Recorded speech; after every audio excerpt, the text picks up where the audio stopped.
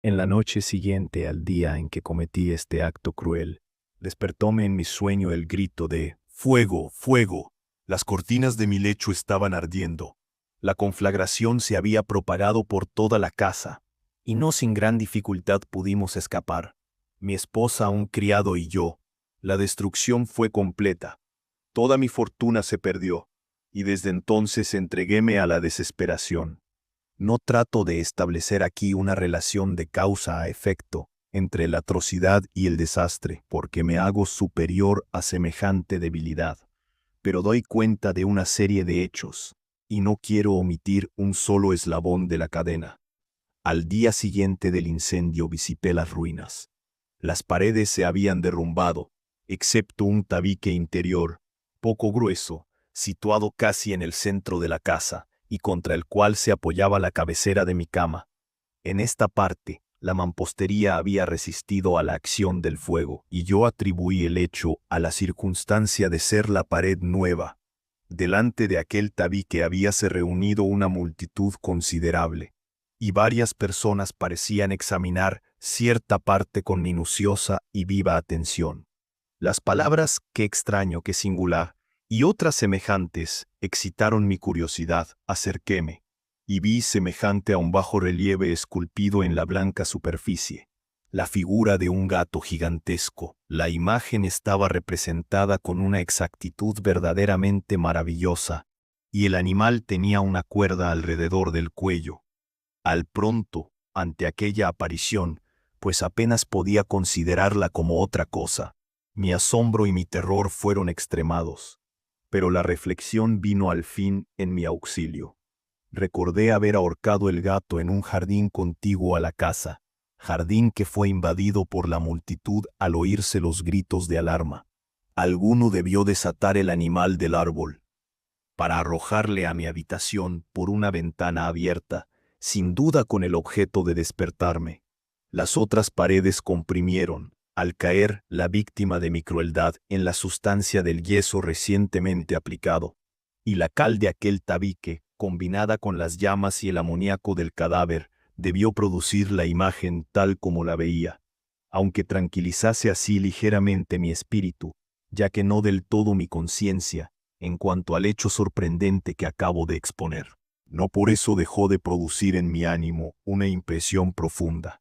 Durante algunos meses no pude desechar el fantasma del gato, y agitábase en mi alma algo que parecía ser un remordimiento, pero que no lo era. Llegué a deplorar la pérdida del animal, y a buscar a mi alrededor, en las despreciables tabernas que acostumbraba a frecuentar, otro favorito de la misma especie que se pareciera al difunto. Cierta noche, hallándome sentado y medio aturdido en una inmunda tasca, llamóme la atención de pronto un objeto negro, el cual reposaba en uno de los inmensos toneles de ginebra o de rom que constituían el principal mobiliario de la sala. Y como hacía algunos minutos que miraba en aquella dirección, sorprendióme no haber echado de ver antes el citado objeto. Acerquéme y le toqué con la mano.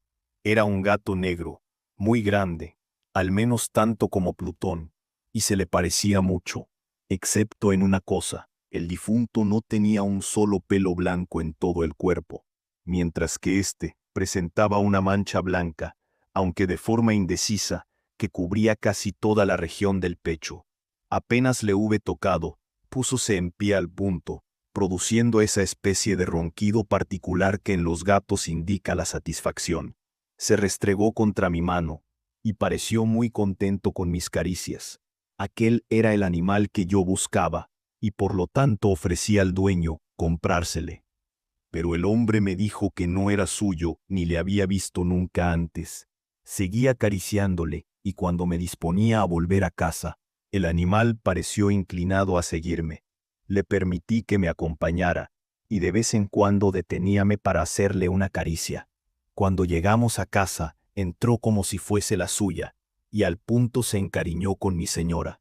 En cuanto a mí, muy pronto experimenté una marcada antipatía contra el animal, es decir, lo contrario de lo que yo esperaba. Yo no sé cómo ni por qué fue así, pero la evidente ternura del gato me disgustaba, produciéndome casi fatiga. Poco a poco este sentimiento de disgusto y enojo rayó en la amargura del odio.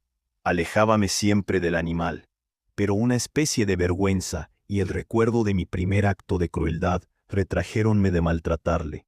Durante algunas semanas abstúveme de pegar al gato o de cometer una violencia. Pero gradual, insensiblemente llegué a mirarle con indecible horror, y rehuía en silencio su odiosa presencia, como el soplo de la peste. Lo que contribuyó, sin duda, a enconar mi odio contra el gato, fue la circunstancia de haber echado de ver, a la mañana siguiente al día en que le llevé a casa, que así como a Plutón, le faltaba un ojo. Solo por esto mi mujer le cobró más cariño, pues según he dicho ya, poseía en alto grado esa ternura de sentimiento, característica en mí en otra época y fuente de mis recreos más sencillos y puros. Sin embargo, el afecto del gato hacia mí parecía ir en aumento, a medida que mi adversión redoblaba. Seguía mis pasos con una tenacidad que difícilmente imaginaría el lector. Si me sentaba, colocábase debajo de la silla o saltaba sobre mí, prodigándome sus caricias espantosas. Y si me levantaba para andar, introducíase entre mis piernas, exponiéndome a una caída, o bien clavaba sus largas y agudas uñas en la ropa, trepando hasta mi pecho. En tales instantes, y aunque deseaba matarle de un golpe, impedíamelo en parte el recuerdo de mi primer crimen, pero más aún, debo confesarlo de una vez, el verdadero terror que el animal me inspiraba. Y este terror no era seguramente producido por un mal físico, aunque me costaría mucho definirle de otro modo.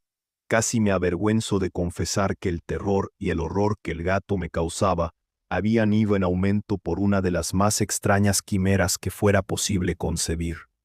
Mi esposa me había llamado más de una vez la atención sobre el carácter de la mancha blanca de que ya he hablado, y que constituía la única diferencia visible entre el nuevo gato y el que yo había muerto. El lector recordará, sin duda, que aquella mancha, aunque grande, era primeramente vaga en su forma, pero lentamente, por grados imperceptibles, que mi razón se esforzó largo tiempo en considerar como imaginarios, adquirió al fin contornos muy bien marcados, llegando a ser la imagen de un objeto que no puedo nombrar sin estremecerme. Esto era lo que me hacía mirar al gato con horror y disgusto, y lo que me hubiera impulsado a librarme de él si me hubiese atrevido, porque esa mancha era la imagen de una cosa hedionda, siniestra, la imagen de una horca.